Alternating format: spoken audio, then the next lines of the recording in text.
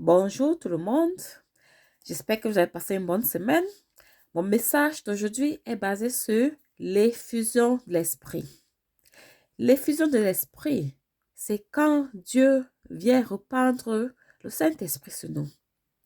Dans la Bible, dans Joël, chapitre 2, verset 28 dit, « Après cela, je reprendrai mon esprit sur toute chair. Vos fils et vos filles prophétiseront, vos anciens auront des songes, et vos jeunes gens des visions. » Ce verset nous dit que Dieu reprendra son esprit sur nous. Et son esprit, c'est le Saint-Esprit.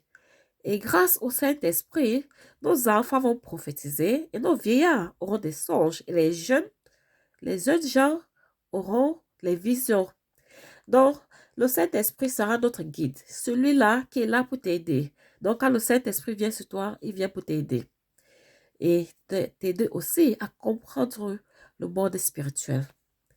Comment faire pour que le Saint-Esprit vienne sur toi? Pour que le Saint-Esprit vienne sur toi, numéro 1, prier sans cesse. Tu dois prier sans cesse. Comme Luc, chapitre 18, verset 1 dit, que nous devons prier sans cesse sans nous lasser. Numéro 2, être dans un esprit d'adoration. En tout temps, donc on a adoré Dieu à travers les louanges.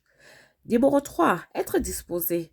C'est-à-dire minimiser les bruits et éviter de faire les mauvaises choses dans notre vie. Et aussi sur nos enfants. Numéro 4, méditer la parole de Dieu et comprendre cette parole et vivre selon la parole. Numéro 5, reconnaître que Jésus est sauveur. Tu dois reconnaître que Jésus est ton sauveur pour que l'Esprit de Dieu vienne habiter dans toi.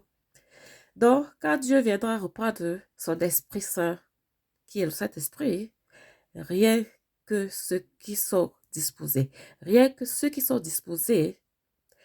vont bénéficier de l'Esprit de Dieu, pourront recevoir l'Esprit de Dieu. Les avantages de l'Esprit de Dieu sur nous. Quand l'Esprit de Dieu vient sur nous, tu as la facilité de comprendre la parole de Dieu. Donc, quand tu lis la Bible, tu as cette facilité de décoder la parole de Dieu. Numéro 2, ton niveau de foi augmente et aussi la sagesse augmente. Numéro 3, le discernement se développe. Donc, petit à petit, ton discernement se développe. 4, ta vision aussi change. Ta manière de voir les choses change. Ça change et tu ne vois plus les choses de la même façon. 5, la bénédiction. Dieu te bénit. Il te donne son amour, sa paix et il t'aide à vaincre chaque combat. Numéro 6, tu apprends à être humble. Le Saint-Esprit t'aide à être humble et tu connaîtras la manière de vivre en communauté. Donc, j'espère que ce message vous édifie et que, à partir d'aujourd'hui, si tu veux que le Saint-Esprit vienne sur toi, tu dois faire ce que j'ai cité en-dessous. Donc, lire la parole de Dieu, prier, être disposé, éviter les bruits, éviter de faire les mauvaises choses, donc, et pratiquer ce que la parole dit. Donc, mettre en pratique ce que la parole de Dieu dit. Que Dieu vous bénisse. Passez une bonne semaine.